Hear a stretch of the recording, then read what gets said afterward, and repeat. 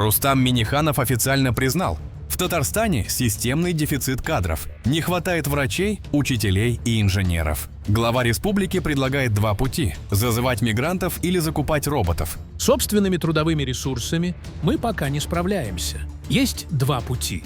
Самый короткий – привлекать трудовые ресурсы из-за пределов.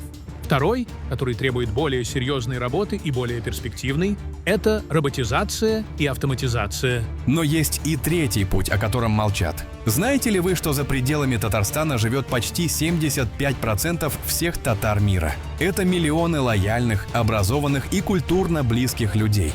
Казалось бы, решение на поверхности – запустить масштабную программу репатриации, возвращения домой. Дать жилье, подъемные и работу своим. Но почему такой программы до сих пор нет? Все просто. Москва боится изменения демографического баланса.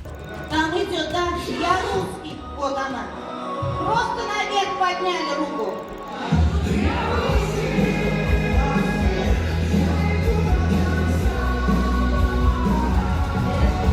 Увеличение удельного веса татар в Республике Татарстан – это политический риск для центра. В итоге Татарстан задыхается без рабочих рук, а татарский мир остается разрозненным.